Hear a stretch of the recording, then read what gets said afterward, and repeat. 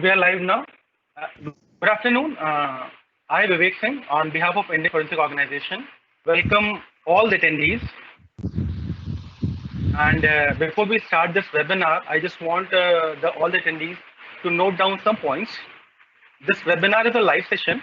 So in case if you have any query or any questions, it cannot be asked via voice mode. You all must be seeing a icon with a question mark on the top of the screen. Either it is your smartphone or it is your laptop or desktop. You can click that icon and then you can type your question. And whenever the concerned speaker will be asking me for any question, I'll be reading it for him and the query would be answered. And well, time reserved for this webinar is very less to deal with the concerned topic. Still, we will try our best. To inform you all, once again, the speaker for today's session is Dr. Vivekanshu Verma, sir. A short introduction of sir. He is an associate consultant at Emergency and Trauma Center for Medanta. And sir completed his MBBS and forensic medicine course. And he's also an honorary toxicology expert with the Central Bureau of Investigation. And the best thing is that sir has also received an award of excellence in the field of forensic medicine and toxicology by Indian Association of Forensic Medicine. Welcome, sir. Thank you for giving your valuable time.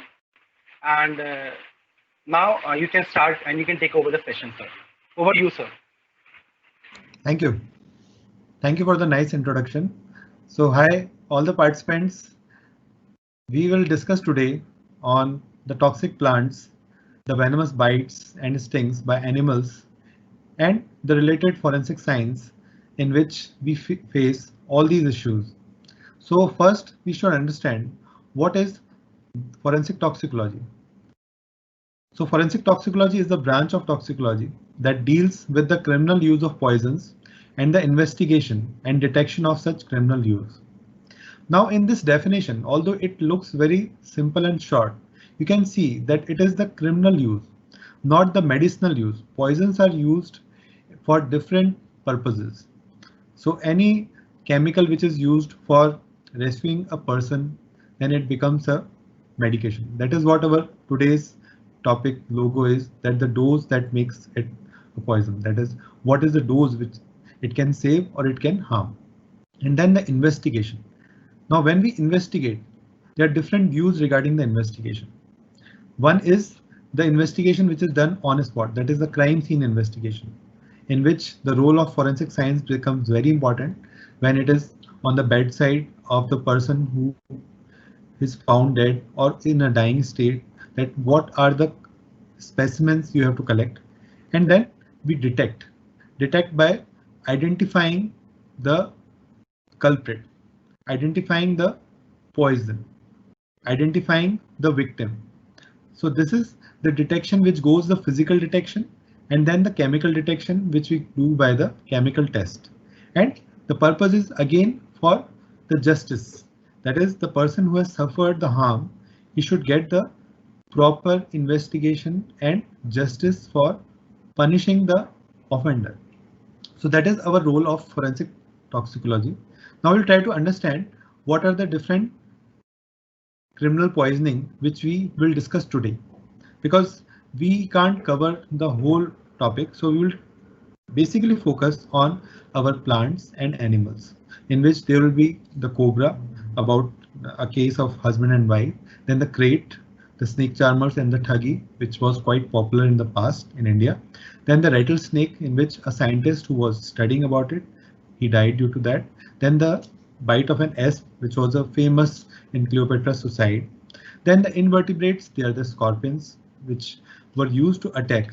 Even in Alexander Porus war, they were thrown in the mud pots on the people who came to fight. Then the spider bites, the black widow spider, then the cantharides and the poisonous robes, which were used in the past by the kings. Then there are toxic plants. The toxic plants, they are related to the Romeo and Juliet suicide. It is a mythological story, or we can say the story which is created by Shakespeare.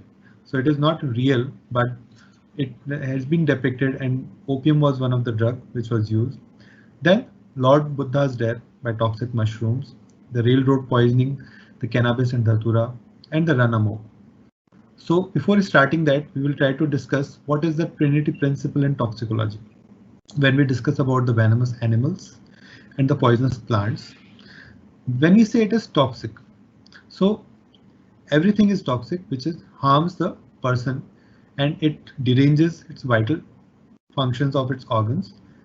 It can be a poison which is toxic but which is not venom, and venom is the product of the animal which injects it to kill the prey, so it becomes a venom. Then there are drug of abuse. There are also plant products like the cocaine from coca plant, then the opium. They are drug of abuse. They are also toxic, but they are not venomous. And they can be poisonous. They can harm, but they are not venomous because they are not product of an animal and they are not injected from the salivary gland on the prey. They are abused. They are self-injected mostly. So this is the basic principle which we have to understand in toxicology to clear our doubts that not everything which is poisonous is venomous. Now we'll try to understand the difference between what is venomous and what is poisonous. Now when we say the foods and drinks we eat and we develop food poisoning, then we are actually taking a bite of that poisonous plant or an animal which skin contains the toxin.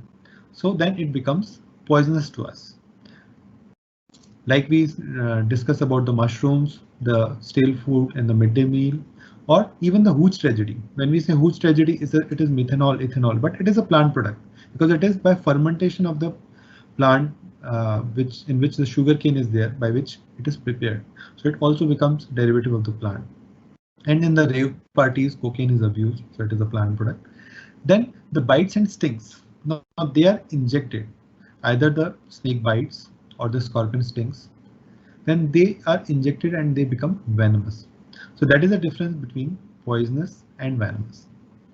Now coming to next, as we deal with forensic science, we become toxic detectives because we are detecting physically, chemically. And when we approach a case or a poisoning, then we use our five senses. Since childhood, we have a matter of curiosity. We use our senses to smell, that is our nose, then to see, then to hear, then to touch by our fingers, and then to lick, that is taste, by our tongue. So this is how we explore our environment as a child. But when we are approaching a dangerous area in which there is a poisonous drug, poisonous gas, poisonous liquid is there, or a venomous animal is there, then we have to restrict ourselves to our vision, that is to see, and try to hear any sound of the victim or the venomous animal we can hear, and then we can go near by checking the scene safety, and we can try to smell if there is any smell which is toxic, which is abnormal, if we find at that place, and then we go for doing the testing, not the tasting. We never taste at the scene of crime. It is testing which is done, chemical testing, which bedside test which we can do. They are the color test by which we can identify, right? So now coming to our today's discussion, in which we say that this is a rainy season. Now rains have started, the monsoons have approached, and we are getting a lot of bites and stings. This is a season of bites and stings. So we should wonder why it should happen. Because the snakes, the scorpion, the mosquitoes, they flourish in this season. It is a time of fertility. Similarly, plants, they also get flourished by the excessive water, the nutrients which are coming, and the water which is coming, it is filling up the potholes, it is filling up the rat holes in which the snakes resides, the scorpion resides. They hide and they have to come out of their home. And when they come out from their home, they try to find a new home, a place to hide from the kites which predate them, which kill them. and they land up in hiding in our huts, our places of work, places of residence in the night, mostly because they want to hide from their predators. So they come in the night, and when we are sleeping down on the floor, then we get bitten by, or we get sting by the snakes, scorpions, and even the mosquitoes. They bite, the ticks, the mites, or sometimes when you go around, even the dogs can bite, the monkeys bite, but they are not venomous. Only when the vertebrates are having a venom, then they become venomous. So we have to identify which are venomous and which are non-venomous. Now, when we say this, we have to understand what is the basic principle by which we can classify it. So we have to come to the classification of the vertebrates and invertebrates. When we go into that, why do they bite? The vertebrates, they are mostly predators. They are large animals. So they are predators, so they have to sedate and paralyze their victim to eat it properly. So their bites, they are containing the venoms which are sedatives, which are sympatholytic. So they will paralyze their prey so that they can eat it comfortably without any resistance. So the vertebrates are which having a vertebra. So as we have read in our zoology during our school days, that vertebrates are, they are having a spine of vertebra, so they become vertebrates. And invertebrates, they are not having a spine. They are organisms which came in starting, so they are mostly the prey. They are not the predators. So their poisons are, or we can say their venoms are mostly irritants, because they want to irritate their predator to avoid eating them, and it is a mechanism of self-defense mechanism, which is used. The venom is used as a mechanism of self-defense. So we'll try to understand this by the simple classification. They are vertebrate bites and the invertebrates. So vertebrate bites, they are seen as depressants. They are paralytics, sympatholytics, like the snake bites. So the bites of the snake, they cause bradypnea, bradycardia, hypotension, and the patient will be, everything will be down. The size of the pupil will go down, the BP will go down, the heart rate will go down, the sensorium will go down, the GCS of the patient will go down, right? So they are cobra and the crate, they are neurotoxic. So when we try to identify them, we first try to identify the victim condition, because by that we can come on a classification whether it is a bite mark. When we see on the victim, then we have to suspect what it can be. So it is whether it is a vertebrate bite or invertebrate sting. So simple way of identifying is, you go on the side, if the victim is alive, victim is in a state of, and there is a sign of life, then you examine, touch the site of bite. If it is painless, then it is mostly the vertebrates. The bite mark is there. There can be bleeding spot can be there, but it is painless. It is not so tender to touch. But when there is an invertebrate sting, then if you try to touch it, it will be very painful. The person will not allow you to touch that site. So that is a basic difference, because it is an irritant. So invertebrate stings, they are irritants, right? So we try to understand that cobra and crate, they are neurotoxic. Viper is vasculotoxic, V for V. So it causes DIC, disseminated intravascular coagulation, then acute kidney injury, which can occur. And then there are venomous lizards, the Gila monster, which is also neurotoxic. So they are the vertebrates which bites. Then coming to the invertebrates, they are the irritants, the arthropods, they are the scorpion sting, they are sympathomimetic.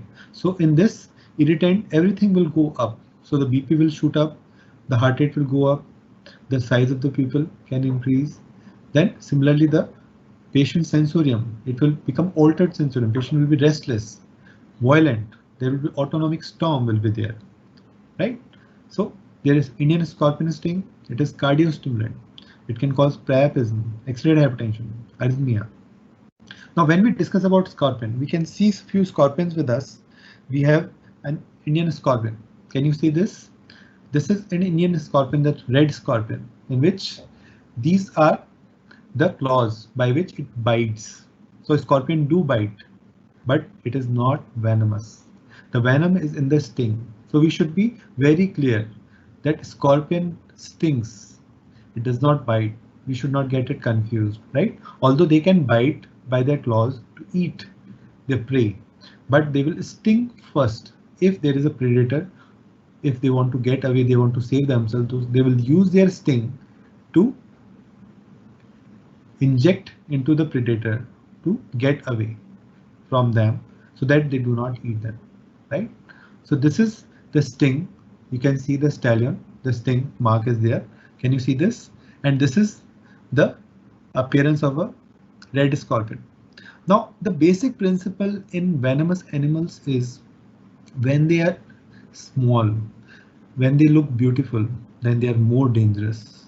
So this is an Indian scorpion, and then there is another scorpion which is commonly seen. It is the scorpion which is seen in America, Africa. It is a large scorpion. You can see this is having again a sting is there, but it is not cardiotoxic. It is an irritant. It causes painful sting, but it is not life-threatening. It will not kill the person immediately. So this is large. It does not look so beautiful. So it is not so dangerous, right? So smaller is more dangerous. So this is the basic thing we can understand about the scorpions. Then there we have the bees. They are also beautiful. You can see bees and wasps. So they are also having a sting down there, and that can become the venom which gets injected, but it causes histamine release. So it causes anaphylaxis. So the person will develop the breathing difficulty. The person will develop the rash over the site of sting, and it is very painful. And you can see the sting also. Sometimes the sting in wasp, it can be seen, and needs to be removed. So that is another venomous organism we have. Then we come to the spiders. Now when we see the spiders, we can see this spider. It doesn't look so beautiful, and it is large. So it is mostly the spider. They bite, and it is not venomous, right? It is a common spider we use. Then there is a spider which is beautiful, and it is the black, and it is a hallmark. The hourglass of, you can see the hourglass appearance, which is a mark which can be seen on the ventral surface. So it becomes the black widow spider. It is venomous, and by this bite, it can cause cramps, convulsions, and the person can develop sudden state of dying due to continuous convulsions, status epilepticus. The person can die, and in this we need to give the antivenom as soon as possible, right? So it is another spider. Then there is spider which is very large. You can see it looks ugly. It is tarantula spider. Although there are toxicity related to this, but these toxicity, when we see, they are not immediately dangerous. It is tarantula dance. So it causes irritation and the person becomes restless, but it is not life threatening, right? Then comes another, it is Spanish fly. Can you see this? The greenish fly coated bright green color, fluorescent green. It can cause priapism, convulsions, and if it is applied on the skin, it can cause blisters, extensive burns. We will discuss an interesting case related to this. So this is the common Spanish fly. It is dangerous. It is not so commonly found in India, but it is imported. The fly coating, cantharidin, it is used as an aphrodisiac. So it is imported. And this is another beetle. It is red beetle. It is similar to the green beetle, but it is not dangerous. The red beetle is harmless. So there is a difference between trying to understand what are the different animals which are venomous. They are invertebrates. Then we come to another venomous animals. They are the centipedes. You can see this. There are multiple legs are there, and they can cause pain and swelling if you come in contact with them. So these are few invertebrates. Similarly, we approach to more, that is the snakes, which are very common. So we have to understand a pattern when we see, when we want to recognize them by our vision. So there is a pattern, and to camouflage, to save themselves from getting caught by their predators, the snakes have a pattern, and it can help us in identifying which type of snake it can be and what type of toxicity it can cause. So there is one which looks like a banded crate, like you can see a cord, which can be used as a hunter. So here you can see a shiny nylon banded rope, just like that. You can see this snake is there. So it is black in color, and it is having long, just like a rod, right? So it can be in that pattern common crate, but if it is having a horizontal band, then it becomes a banded crate. Now similar snake is there, it is neurotoxic. Similar snake is there, which is we call the cobra. Now cobra is having a hood. You can see it is, the belts are there, which is, it is mostly black in color, and it is having the fangs, which are actually the teeth and evolved teeth, and there is split tongue. It can be, so we should not come close to examine that, but when they make a hood, then we can see that there is a hood, and then there is a fangs and the bifurcated tongue. So that can be used for identifying. And then comes the viper. So this is, you can see the viper has Chitkabra Sa. We say there are multiple patches, which patchy color is there, and it looks like a thick rope, and it is dry. If you touch it, it is dry. It is not slimy like a crate, because the habitat is different. It lives in dry areas, and it tries to hide itself in between the stones. So it makes that pattern, as you can see in the slide, that there is a cobra which is trying to hide in the dry sticks, in the dry stones, right? And it slides, so you can see the side winding marks which can be there. Cobra we have discussed with a hood, without a hood. So there's cobra with belly scales. So we have to identify what type of belly scales is there. A mark of different mark is there, with a bispectacular mark is there, then it becomes the common cobra. King cobra is not having the spectacle mark in that. So we have different types of snakes which we try to identify by these appearance.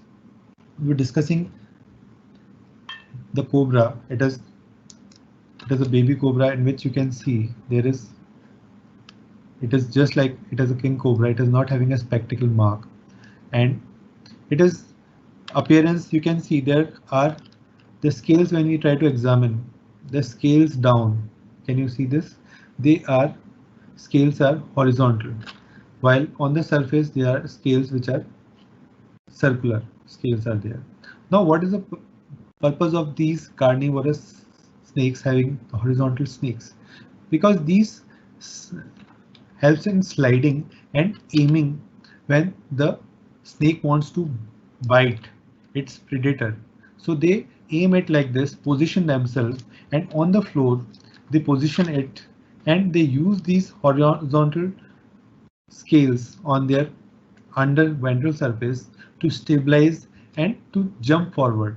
So it is jumping forward by a snake that is used as a mechanism for biting the prey.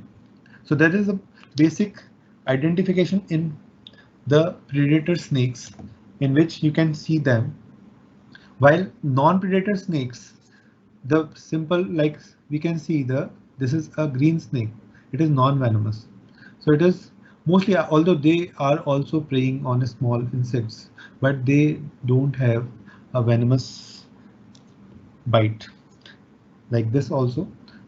So this is another snake which we can identify.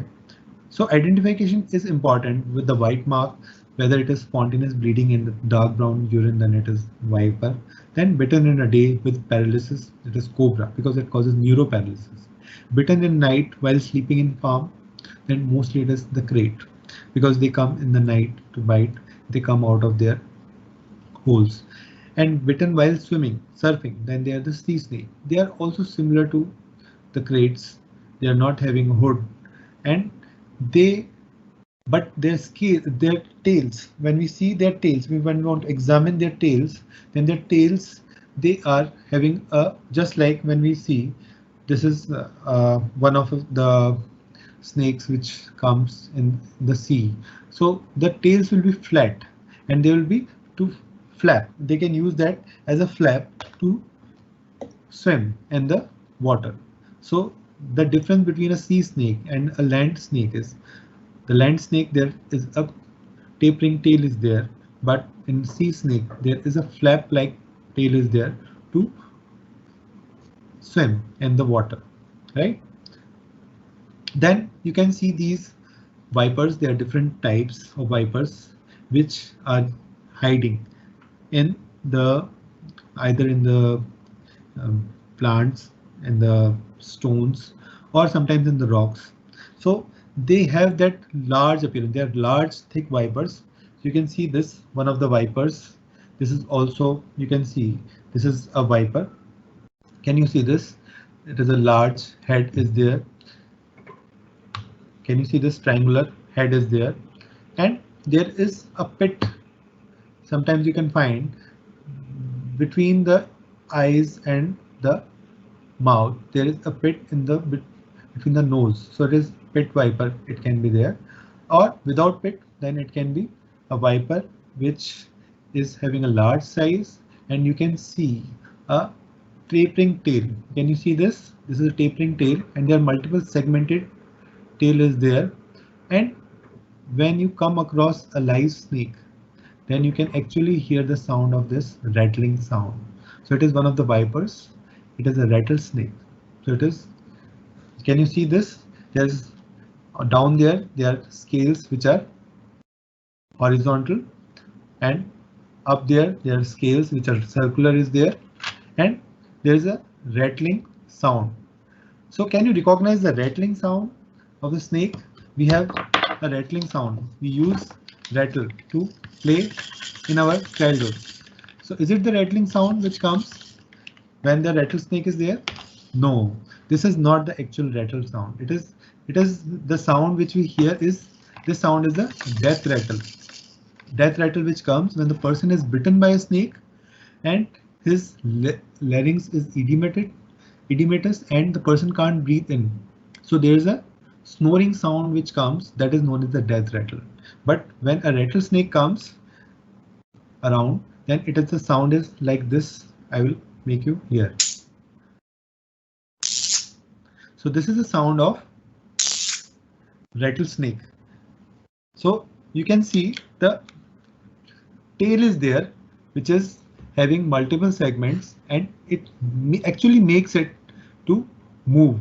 And when it moves, the scales, they collide with each other and they make this musical sound.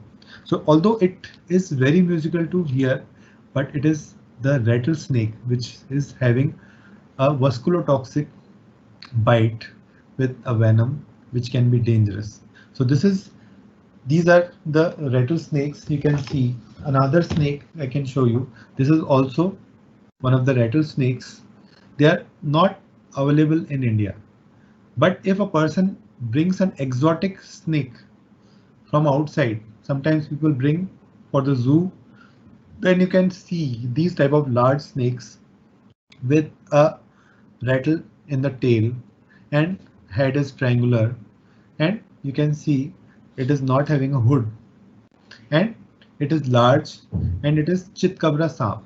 It has multiple patchy appearances there. With in down there you can see horizontal lines are there. So they are all suggestive of a venomous snake. So trying to understand that these are few snakes which come across which are venomous to us. So they are cobra, which is neurotoxic, having a necrotic and very swollen limb. Neostigmin helps in this, and cobra is having a large hood. Then the krait, which is a banded krait, thin like a shiny noil rope. The limb become flaccid, that is bitten limb. There's mostly no wound swelling is seen. So crate bite is a silent bite. In the person sleeping, he will just feel some insect has bitten and he is found unconscious. So that is a typical, and in starting, the person can present with pain abdomen, especially children. They complain with pain abdomen, vomiting, and then they become unconscious. So this is we have to examine the person for the site of bite. Then the vipers, they are having a chain pattern. Chitkabra saap causes thick bitten limb wound swelling. Viper is vasculotoxic, very swollen limb, kidney fails, and repeated snake venom has to be given every 6 hourly, and vitamin K is useful. So when we say snake venom, we use these vials, and you can see what is the dose. We are always get confused with what is the dose we have to give. So it is, if you take around 8 to 10 vials and you keep all them together, so it will become the size of a snake. So 8 to 10 vials, 8 to 10 vials, 8 to 10 vials. It has to be repeated every 6 hours. And it is the dose is same for all, either it is an adult, child or infant, because it is the bite, the injected venom we have to neutralize. So it becomes 8 to 10 vials of polyvalent snake venom. If you are using monovalent, which is not available in India mostly, then monovalent it is 4 to 5 vials.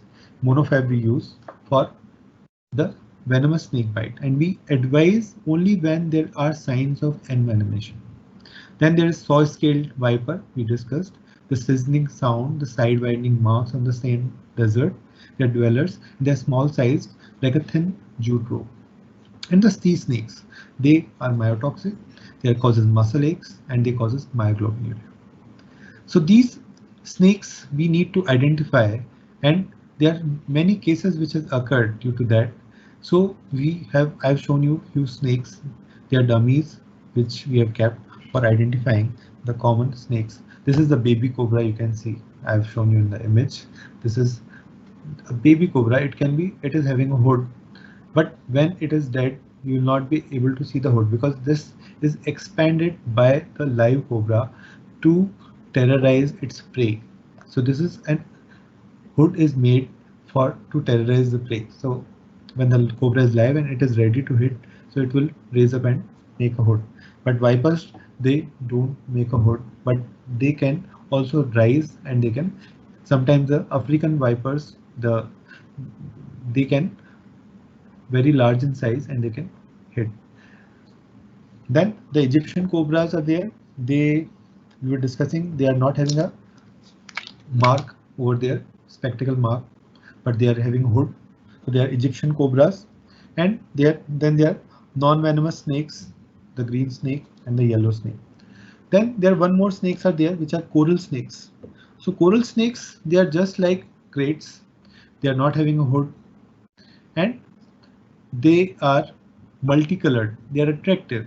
They look beautiful, and you can see they are round in shape, and the scales down, they are horizontal, and scales up on the dorsal surface, they are circular scales are there. So they are red with black, friend of jack. So they are not venomous. So they are non-venomous coral snakes. And when the coral snake, this is another coral snake is there, you can see this is a small flat head is there. Then you can see their eyes, they're red and yellow. Then it can become harmful. It can kill a fellow. So this is saying red with yellow, it can kill a fellow. So this is a venomous coral snake, right? So this needs to be identified if we are visiting the crime scene, or sometimes a dead snake is brought to us by the attendants, and then it becomes very important. So identifying snake by looks, we have already discussed about the thick jute rope-like or the light brown snake, Chitkabra saap, Russell's viper, then jute rope-like Chitkabra saap with pit on the nose, pit viper, small thin jute rope like Chitkabra saap with saw-scaled viper. They have a characteristic thread display of sizzling sound. They are rubbing sections in the body, and the side winding marks you can see on the sand. right? When people go on killing the snake, although it should not be done, but they try to find the side winding marks on the sand. So there is a proverb which is said, it is that the snake has gone away, but the line has been left, and the people think of hitting the line, not the snake, right? So सांप निकल गया और लाठी पीटना. So this is a saying in Hindi.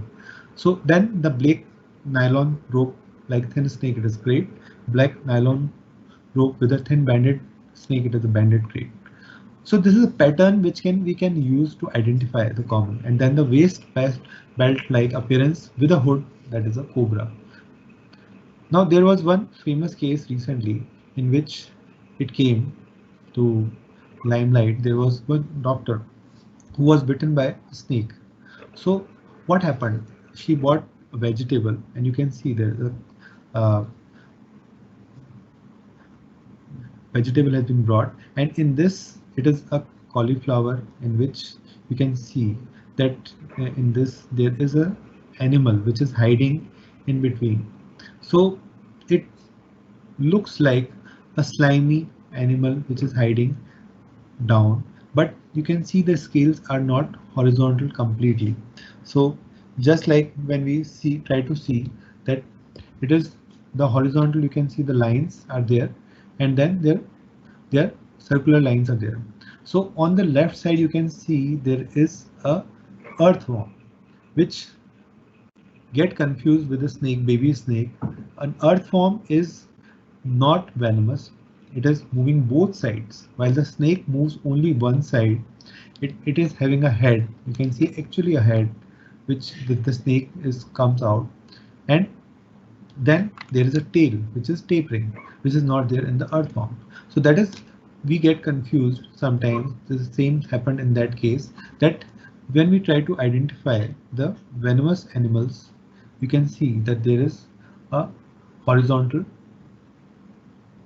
scales are there on the dorsal surface. Then the ventral surface, they are having the scales which are long, elongated scales are there, that is to slide fast, especially the carnivorous. Then the head, what is the head is there? The head is having a small scales or large scales, then we can identify. And then the pit at the nose, so that is a pit viper, or if it is not having a pit, then the saw scales are there, then the saw scale viper can be there.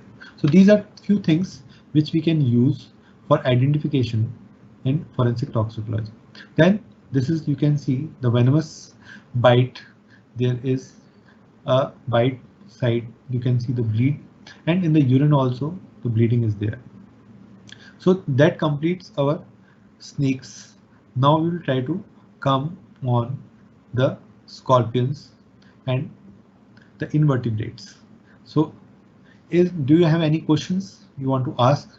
You can ask, you can just type your questions, and then we'll come to the invertebrates that we were discussing, the common cases which we can see, that is the scorpions.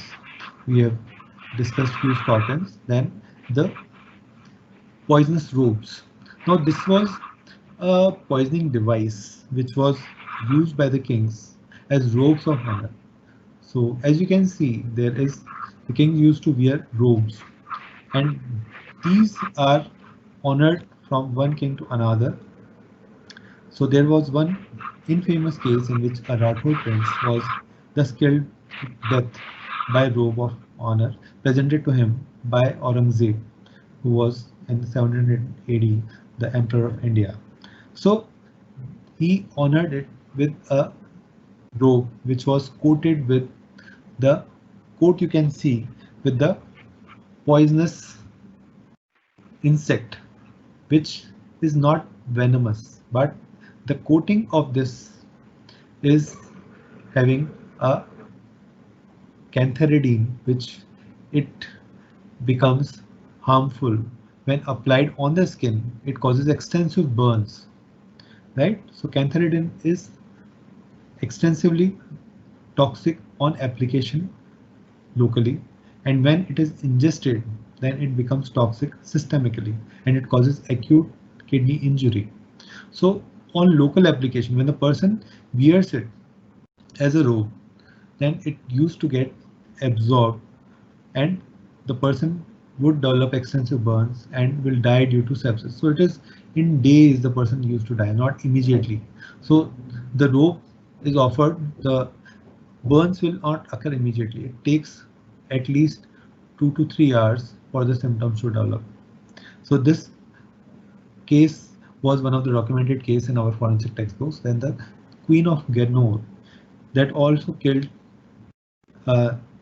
King Khan by robe by offering a robe in 1723, and then she jumped in Narmada River to save her honor. So this was another case, and these were known as poisonous robes, the Jahrili Khilat. So this was related to the animals we were discussing. Now coming to the food poisoning.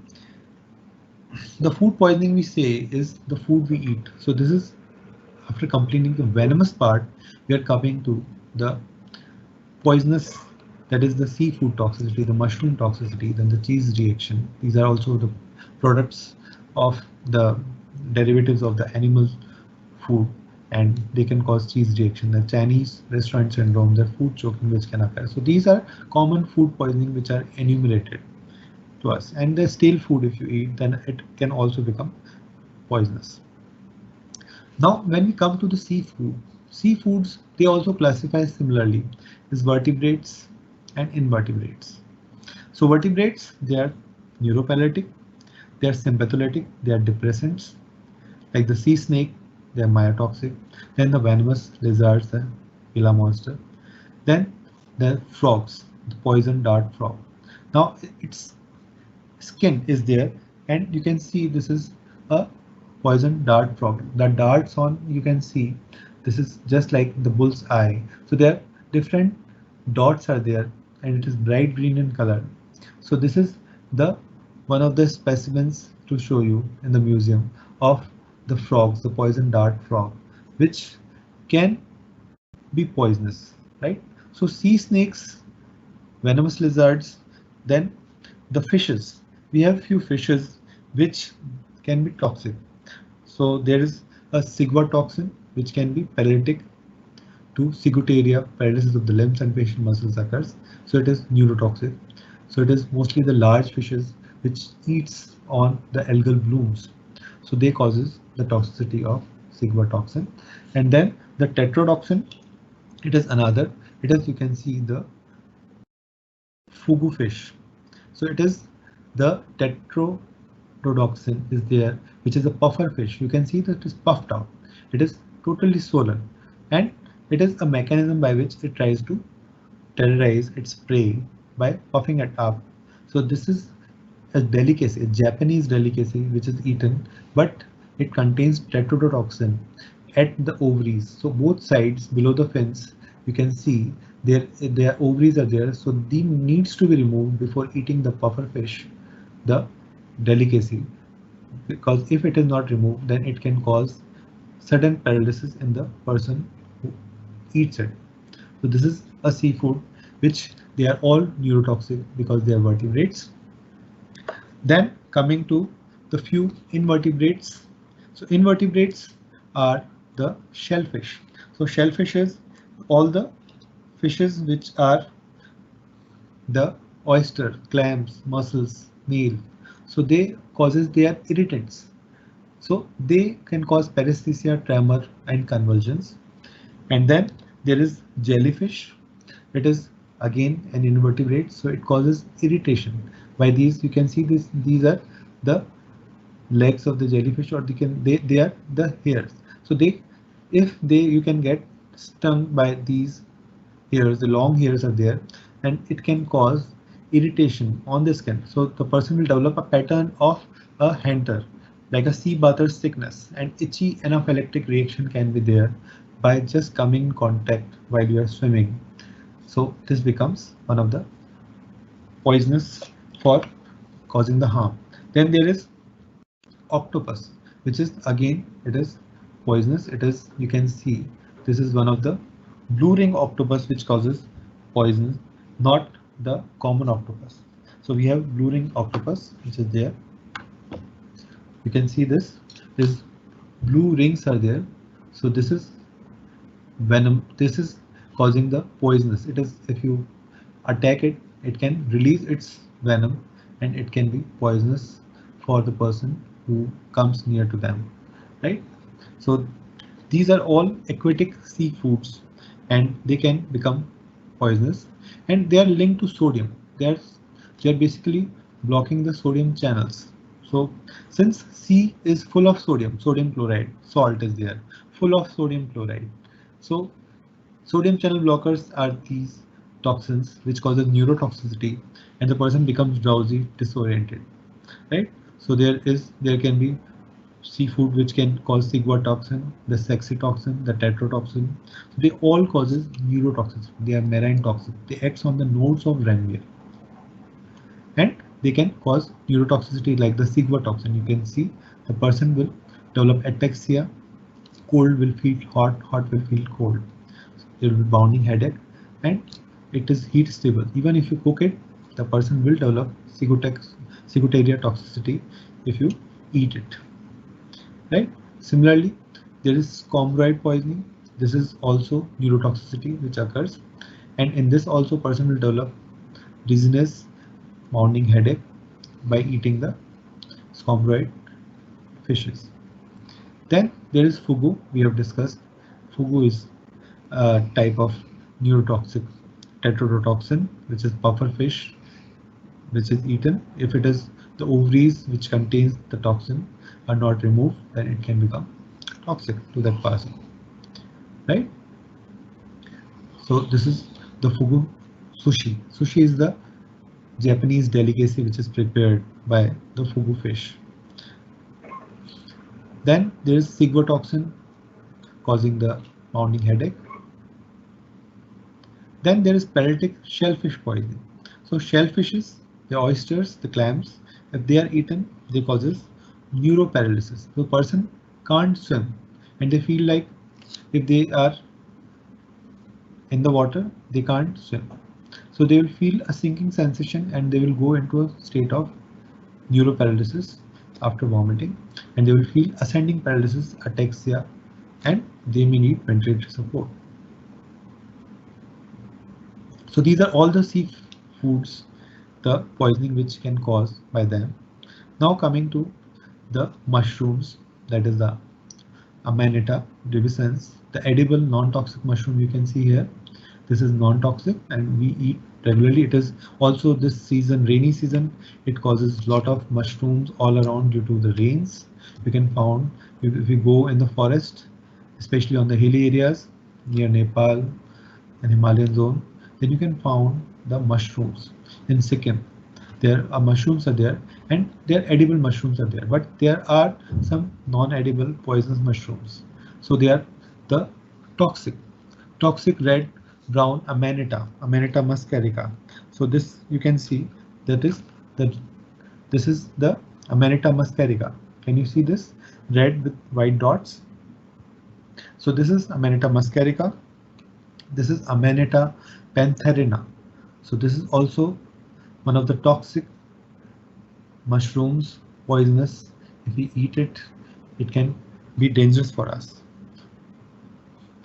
So there was one mushroom toxicity which is documented in literature and it has been reported. It is in 483 years before Christ, poisoning victim was an age superior being, Lord Buddha, who was offered food in which there was curry in which there was poisonous mushrooms were added, and there was most probably suspected as Amanita because the Lord Buddha developed toxic dysentery, resulting in decline of his health and death gradually.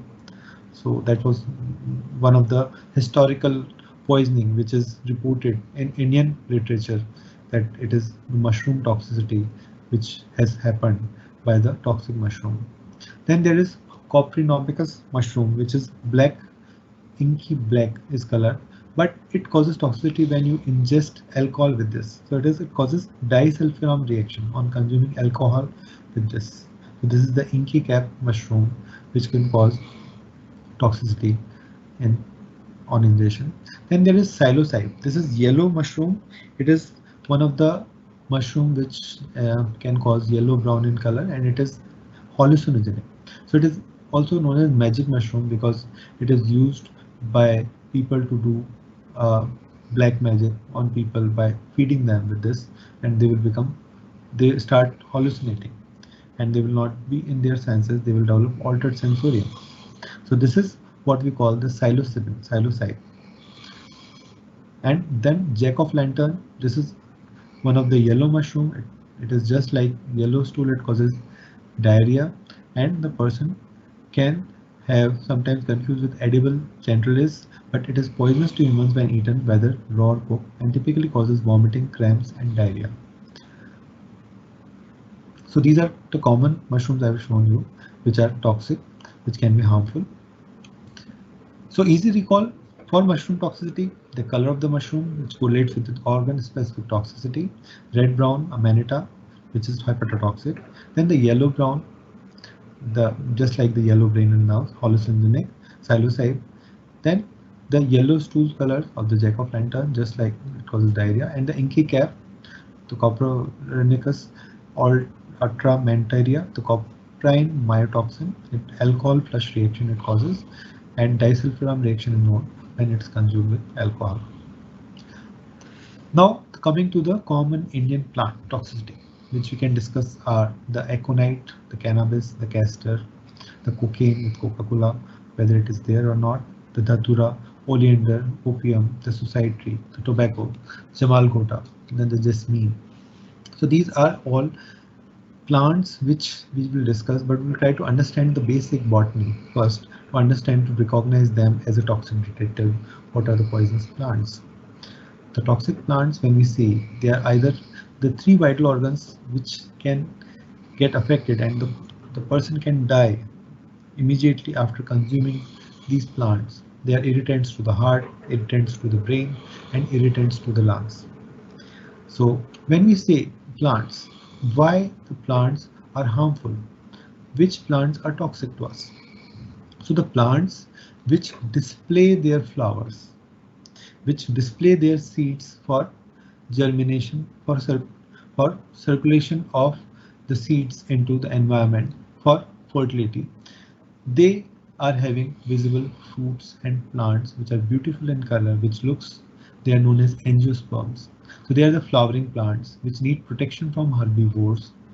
So they have the toxins to irritate the predator, as plants are immobile.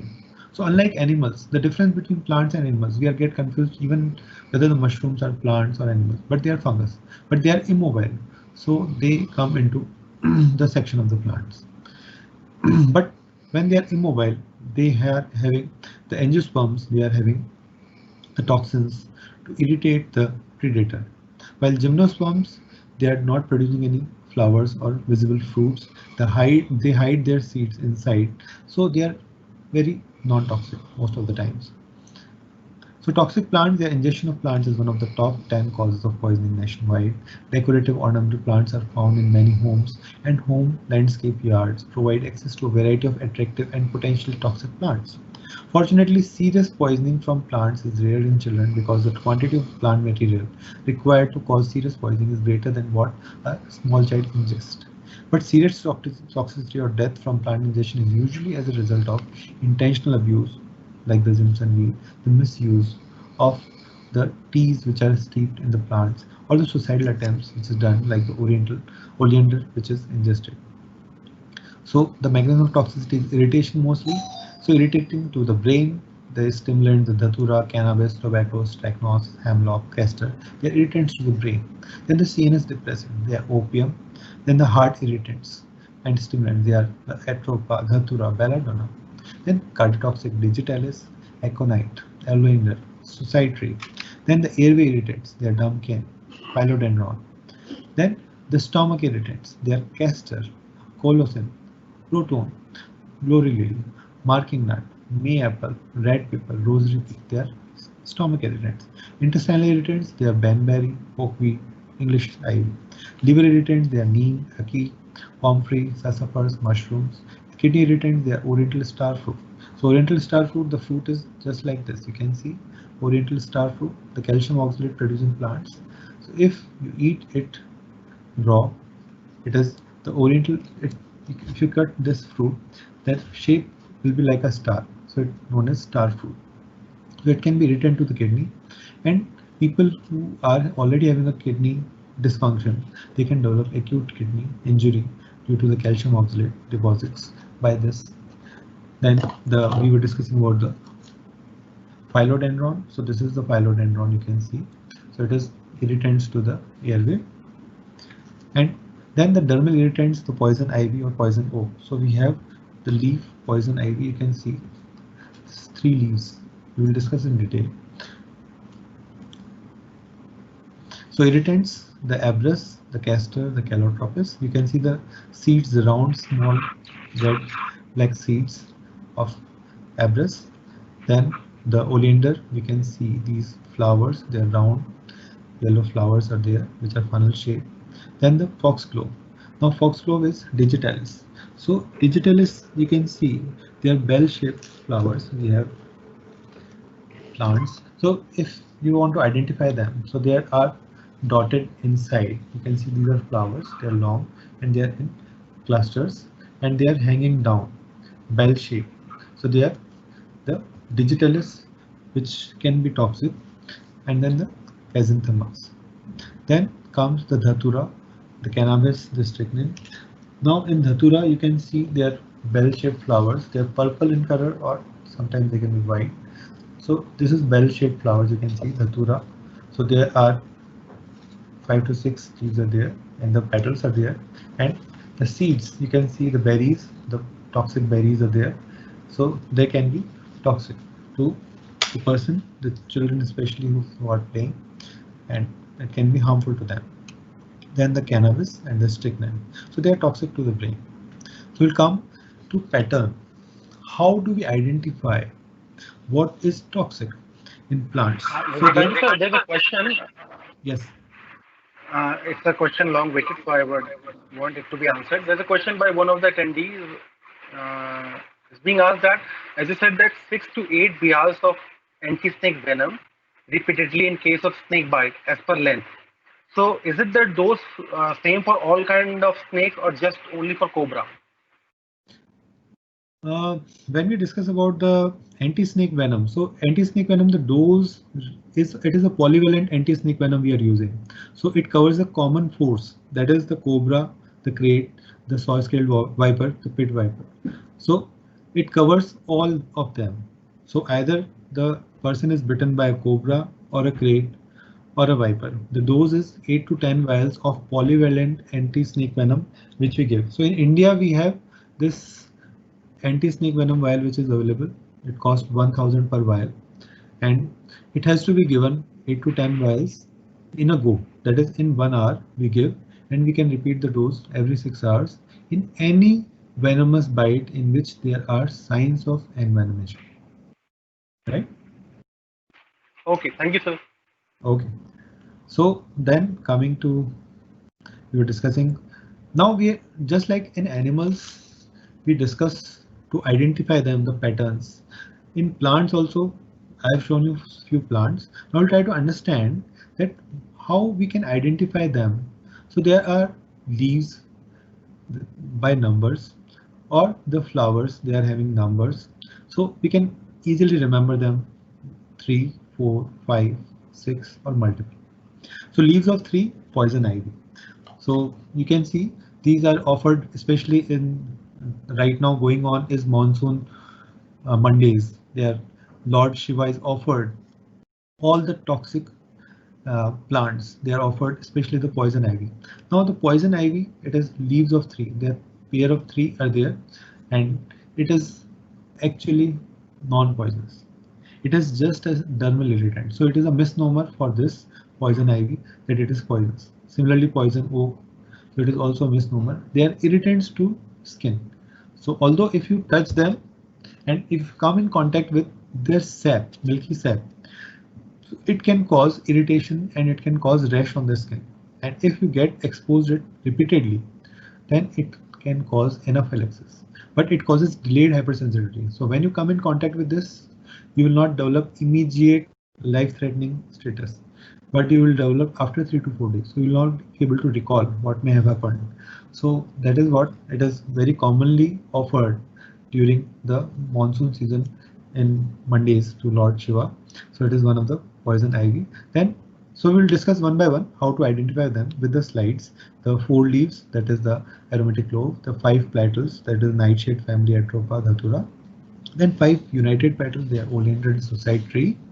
5 petals, they're the jasmine. Then the 6 petal flowers, they're the lily family, and the multiple, the paper petal flowers of opium. So we'll come first with the most common, most famous, it is the opium, the morphine. So although we read a lot about the opium poppy, that is the morphine, how it is used, misused, abused. So when we get the exposure, or sometimes um, get the patients, so we have to identify them, how they got exposed. Mostly they if they are farming it. So you can see this beautiful flower of opium. You can see the thin papery skin of the flowers. So either they are purple in color or they are yellow in color. So you can see this. These are typically we can identify them multiple leaves in the pair of 4, 8, 12. So they are multiple flowers are there in the opium poppy plant. And the fruit you can see it is round like a bulb, like a moon, right? That's why it's derived morphine. It is known as somras. It is one of the what we can say it is consumed. It was consumed in the past as the gift of God. That is the divine drink. That is the somras, which is prepared by a fiend. That is a derivative of poppy. And these are the beautiful flowers. When you see, then there are multiple stamens inside and thin papery flowers which are either yellow in color or purple in color. On the road, now on the mostly when we see it as farming is done and it is regulated farming under the narcotic and psychotropic substance abuse has to be prevented. So it is NDPS Act in which they are regulated. And simple way of remembering all these is just that all peas, that is the poisonous plants, their poppies, their pinnet-shaped leaves, Papaveracea family, they are used as painkillers, and they they are yellow pila flowers. Their prickly poppy is there, which is non-poisonous. It is not containing the morphine. It is Argemon maximum. Roadside you can find it. And poppy words, it is poppy, that is criminals. It is related to illegal trafficking, which is done mostly by criminals in form of they carry it inside, swallowing it down in the form the heroin, which is then the pop singers. They are mostly famous in abusing them. Then the pinpoint pupils it causes. Then the pH peaks up.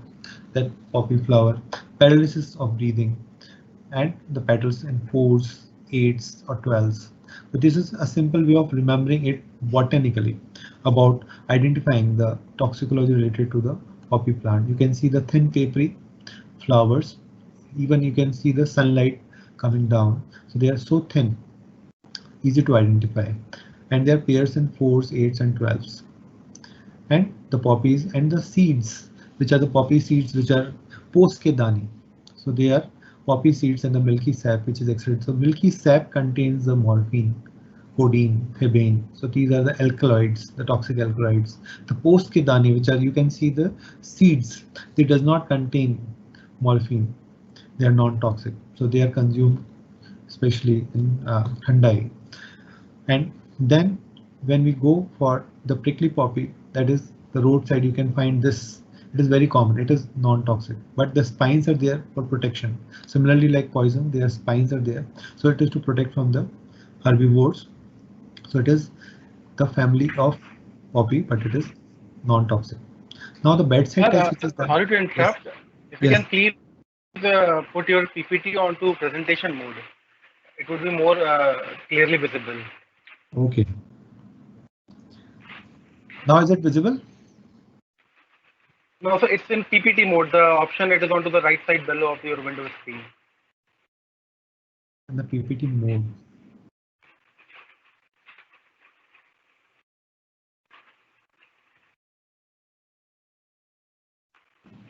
Now is it visible? So it is still not went to PPT mode because your entire screen is visible. The desktop, we only want only that particular slide to be visible when you are presenting it. Okay. Now is it visible? You can carry on, sir. Okay. Okay. So now this is Marquis test. This is bedside color test at the crime scene which we can do. It is purple color, which occurs when you add concentrated sulfuric acid and 3 drops of formalin to the gastric fluid, and you can detect the presence of opiates on a spot if you find a container which the person has swallowed. From that container the liquid which may contain morphine. So that can be bedside color test which can be done. These are purple color flowers. You can it is again the poppy plant in which you can see the poppies and the papery thin flowers which are standing perpendicularly. Then coming to the poison damsels, the Vish Kanya, the opium. As we read our mythological stories, there were one story related to Lord Krishna in which she came, the poison damsel came as Vish Kanya to kill Lord Krishna. So when we search for the scientific basis for this poison damsel, so we come that the chosen ones, the Vish Kanyas, would have been ultra rapid metabolizers of opium, as poisoner might have multiple duplications of a specific cytochrome P450 metabolizing opioids in their body. So on its chronic administration, instead of converting the normal 5 to 10% of the codeine to morphine, they would convert nearly all into morphine and excrete it all in their body fluids, the saliva, the breast milk, or the urine. So the person who mostly like the children who are fed by the breastfeed by the uh, females, so they can develop the poison damsels, they can kill the child. So it was a common way of killing the children. The feticide was done in the before pregnancy. After the child is delivered, it is infanticide. So in infanticide, when the child is born, they were attacked with poison damsels, and sometimes the kings, they were attacked. The king Alexander the Great, he was sent Vish Kanya when Chanakya and King Chandragupta, they attempted to kill Alexander the Great with the poison damsel.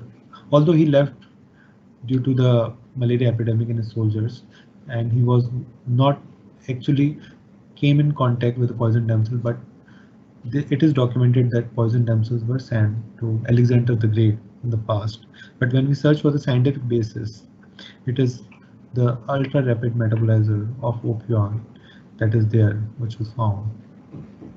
Then there is the Amal, which is from which Amul has been derived. Also, Amul does not contain any opium, but Amal means it is one of the liquids which was mostly shared among the Rajput warriors when they used to tie a knot of either marriage or celebrate anything. Then they used to ask Amal Khaya, Amal Liya, Amal Khao, take your opioid. So it is to complete the bond because it used to give the pleasure. So while enjoying the ceremony, they used to take this, and this has become the line which was in the past, but now it is totally banned. But Amal, the word that leads to the derivative of Amul, which is again the it is the pure. It is Malrait without any dirt. So this is during medieval period Indian Rajput warriors used to eat opium together, and mostly inviolable pledge as an agreement gratified by this ceremony. Then there is a Chandu, which is by which the Chandu word again came. It is again, it does not, the Chandu Chawanprash doesn't contain any opioids, but it was a way in which opium was consumed in China and India. It was smoked in a pipe form. So it was the Jandu or the Chandu, it's a Malay word which comes with energetic. So the same way it is used now, but the preparation of the opium as smoking is now totally banned in India. Then there was one Romeo and Juliet in which it was a case of suspended animation which was depicted in the play. It was not a reality, but depicted in the final act of Romeo and Juliet, Play's tragic heroine takes the opiate potion to fake her own death and place her into a catatonic state. So potion is most likely to be an opium morphine, as these plants are neurotoxic and have the capacity to induce a coma with a respiration heartbeat to go so slow that it could be mistaken to death. When you come on the side, you will not be able to see any breathing rise in the chest, or you can't feel the pulse. But it is a suspended animation state which can occur with the opioid toxicity, and person would recover after 2 to 3 days. Then coming to the mythological importance of cannabis, which is a toxicity which occurs with the plant, which is extract, which is the mostly the flowers. But when we see it is the Asterion is the Greek god of cannabis. Mythological importance of this, the Lord Shiva, the Indian god, which used to the followers smoke cannabis as a gift of Lord. Then the Maggu, the Chinese god of cannabis. So there was controversy related to that which occurred. It was a Maggie, which was shortly banned recently when it was doubted that why children and youth get so fond of noodles once they eat it. Is it addicted? It is addicting. Is it containing the Chinese salt, which may having a secret formula? Because the Maggu word is it is because the noodles are the Chinese derivative, and the Maggie, so the Megu is a Chinese goddess which is hemp maiden, and Megu name is compound word which has two common Chinese words. So Ma is cannabis and Gu is the unmade. So noodle was suspected to have cannabis or similar addictive compounds harmful for kids, but tests reported no cannabis in it. So this was recent controversy. Then there is Bhula Munakka chocolates, which was also a brand of chocolate sold in Bombay near schools. It used to cause intense craving among children for its euphoric effects, and the seller made a lot of profit by selling it with increased cost on the high demand. A death of child in school after eating multiple chocolates led to police probe and chemical analysis rich in tetrahydrocannabinol, which is derived from cannabis. So this was, and it was linked to Bhula because the name itself suggests that it links to cannabis and opium.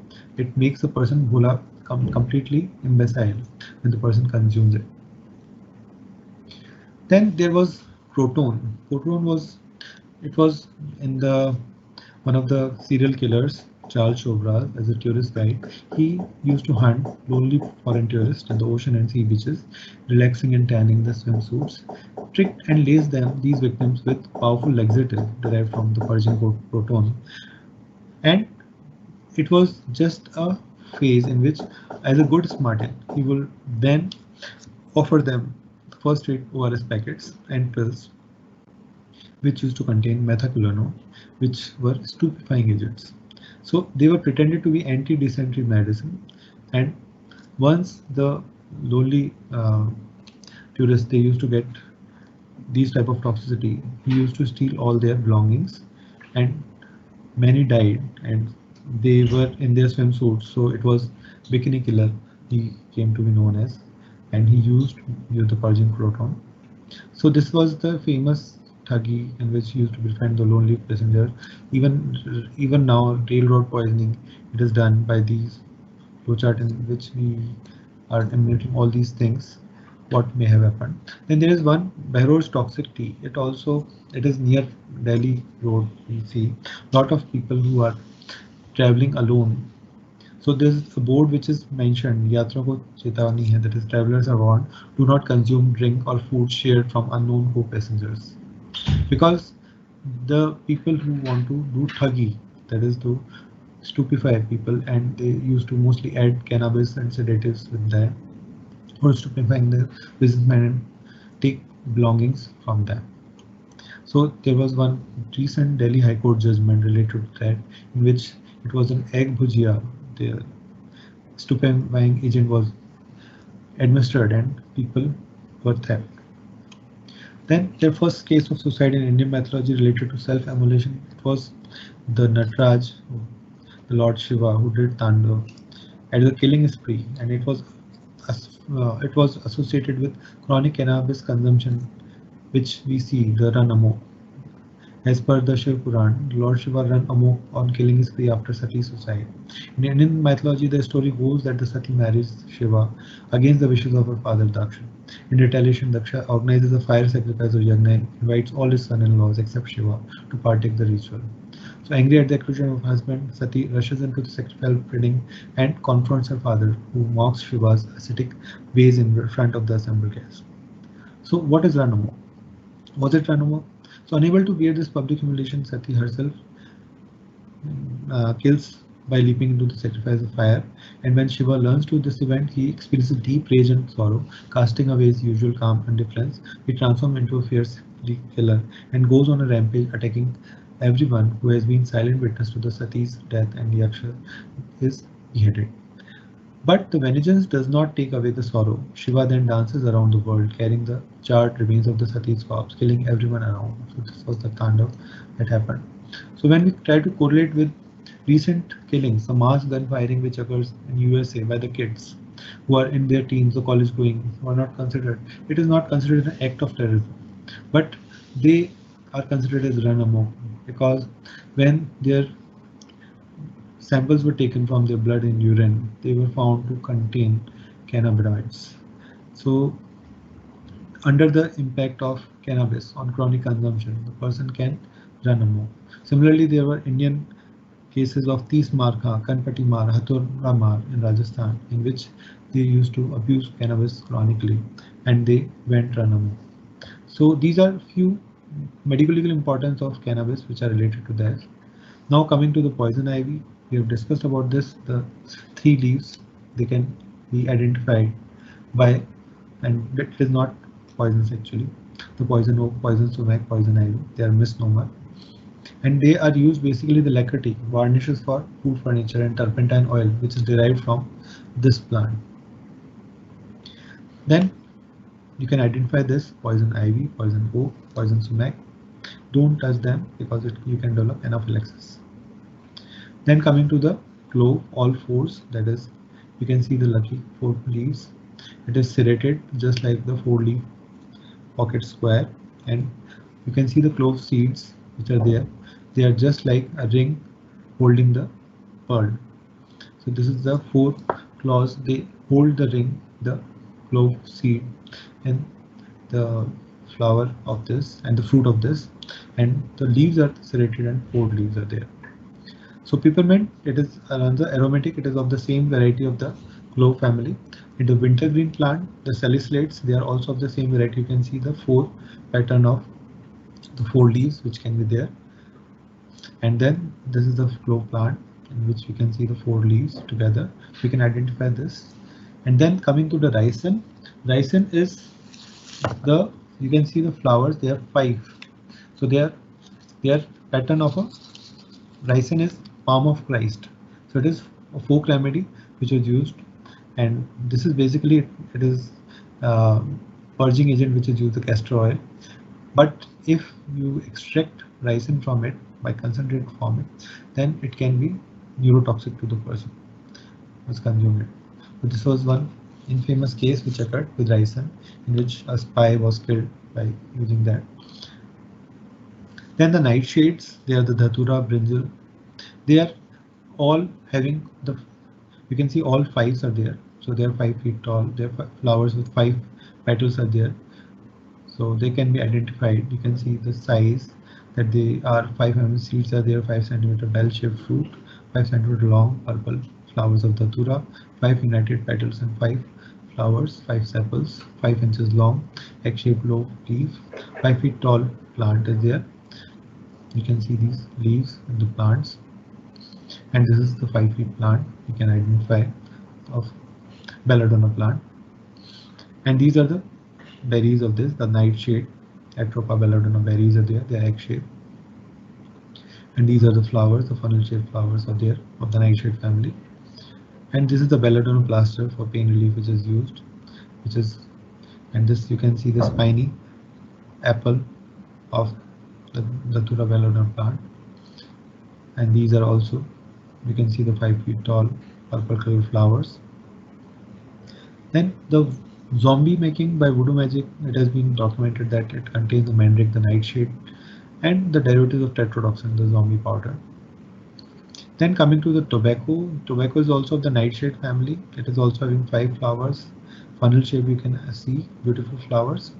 And this is the tobacco powder, which is misused, which is derived from the dried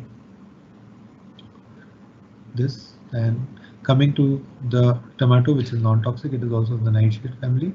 Then the pepper, which is red pepper, which is also of the nightshade family. It is also having 5 flowers, you can identify. Then oleander, it is also having 5 united petals, 5 united sepals. It is also cardiotoxic, and long leaves opposite to each other, you can identify that. Then the suicide tree. Suicide tree is having, again, the berries are there, which are just like what we can say, they're raw mango when they are green in color, but they turn into red and purple in color. And if a person sitting down, they eat it, they can die. So that's why it is called suicide tree. If a person sit down and eat its fruit, it can kill suicide. There was one mythological story related to Satyavan Savitri, which is related to suicide tree, in which there was a couple in the husband died by eating while cutting the tree. He ate the plant fruit, and Satyavan dying due to cardiotoxic effect of cerebral odulum in front of the Savitri, with Lord Yamraj coming to take the soul away. And then there was a tradition of beating the chest of the person. So that is what we say, the chest compression. So the first documented case of chest compression they came in our Indian mythology, by beating the chest of the person. The married female used to break their bangles by beating the chest of the person. So that was what the history, it came the precordial chest thumping that revived the husband, and that is how the society is linked to the CPR, the cardiopulmonary resuscitation, to rescue the people. We are now practicing it very regularly in all patients who are suffering from any reason, cardiac arrest. If a person is unconscious, unresponsive, without any pulse, we can start the chest compression, and that can help in revival. That's why the doctors are also, they have said that they fought with Yamraj and brought the life of the person who is dying. So this is the Cerebra odulum plant. It looks very similar to the raw mango. You can see the forbidden fruit of the suicide tree. Then comes the jasmine, the Gelsinium. It is also petals having 5, and it was one of the famous case which occurred in Agra double murder case, in which there was the Gelsinin was injected as a highly toxic compound by one quack doctor to kill. And this was one of the Indian famous cases related to the jasmine, the Gelsinin. Then the toxic lilies, it looks like jasmine, but there are 6 petals are there, and they can be, you can see the identification, it is all 6. This convolvulus shutcone, so it is toxic lilies. So these are the toxic lily of the valley. It is a plant, it is all 6 is there to easily remember. That is the plant name, lily of the valley. It is, lilies have 6 parallel veins in the long leaves, 6 inches of length and 6 cm in breadth and 6 mm thickness. So it is not exactly the same, but if you go by this, it is a pattern which is made by nature, and it can help in easily identification during forensic toxicology about the lily plant. So these are the lily plant. You can see the sepals and petals. So they are united and they become trumpet shaped, and they are erect stem with a narrow, long shaped leaves. Leaves have the 3 sepals and 3 petals, which are identical in size and color, often known as tepals.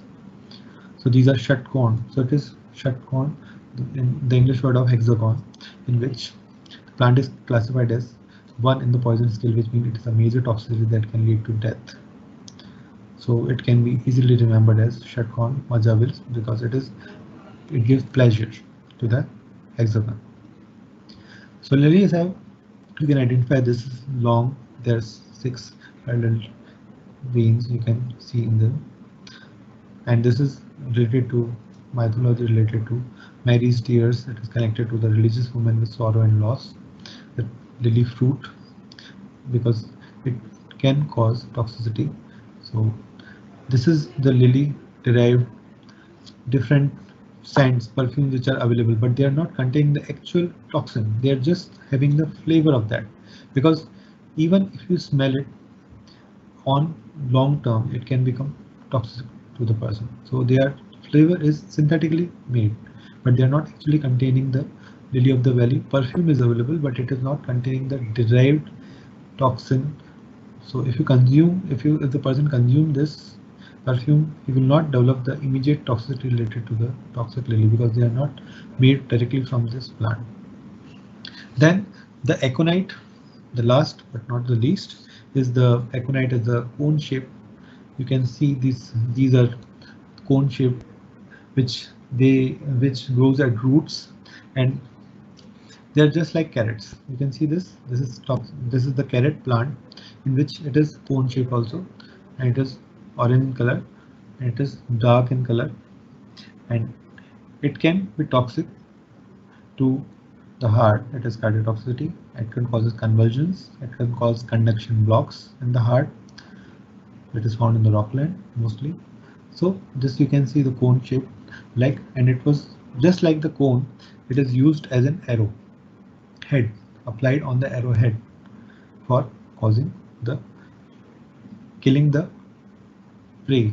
The people used to apply this for hunting the animals, the herbivore animals, the deers, the aconite plant. So it is, you can see the cone shape for making the arrow. And it is known as meetha vish because it is, when if we taste it, it is sweet in taste. So it can be added in the food, and curries can be prepared with it, and it can be harmful and can kill the person. So these are the beautiful flowers of aconite, and it is having everything is con, that is constriction of pupil, convulsion, it is conduction. So it is controlling the fits, controlling AV blocks, consider atropine, convert toxic alkaloids into non-toxic. And then the strychnine, you can see the strychnine fruit, they are orange in color. You can see this. This is the plant strychnine, and you can see the berries which are yellow orange in color. They're round berries, and they're button shaped. The plant is having the button shaped seeds which are toxic, which contains the strychnine. It causes seizure, so in the person.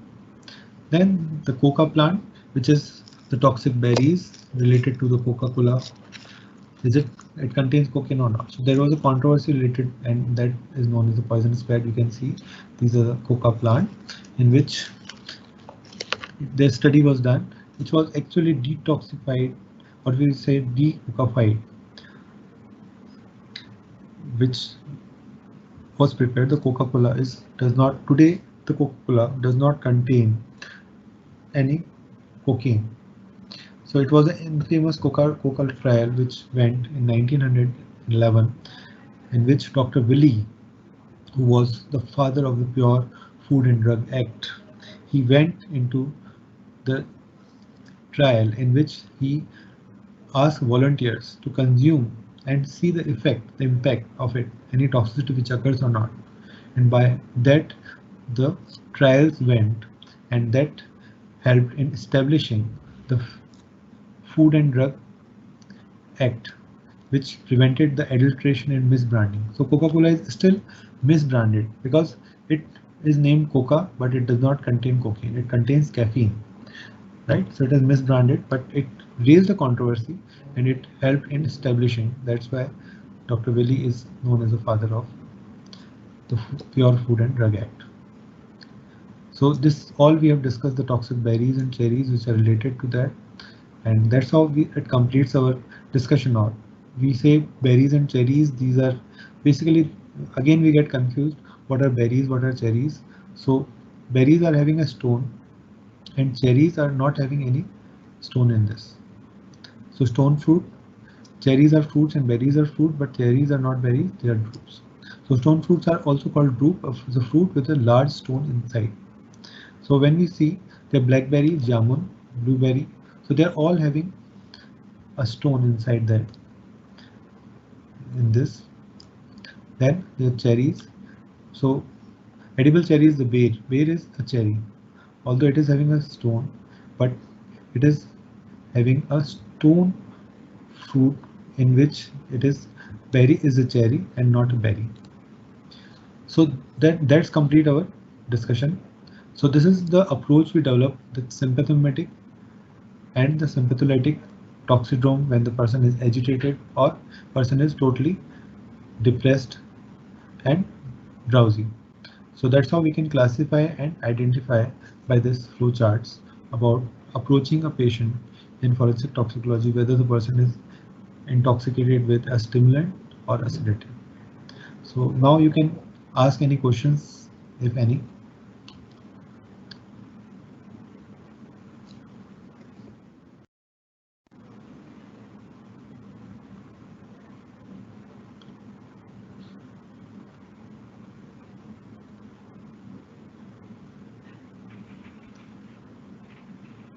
You have any questions?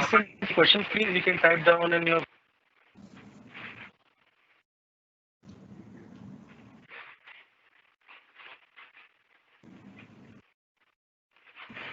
Sir, there's no question or there's no question even being typed. So as with this, we come to end of the session, sir. And if there would be any question, the participants can post that question onto speaker@indianforensic.org. And Vivekanshu sir will be able to answer those questions. I repeat the email ID. It's speaker@indianforensic.org. So, sir, with this, we come to the end of this knowledgeable session. And, sir, a big thank you to you, sir, for your effort and time in order to deliver this session, which I'm pretty sure that it will benefit all the attendees in many ways. And last but not the least, but I would definitely like to thank Ms. Rakhi Tyagi and Mr. Om Dubey, who have been instrumental in arranging this webinar. Okay, so thank you, participants, for joining this session. And there's a feedback form that is posted to you, and you'll be receiving on your email IDs as well. And I would request you to post to fill that feedback form and send it to us. So thank you. Have a nice day. Stay safe. Stay home. Thank you, sir. Thank you, sir. Welcome.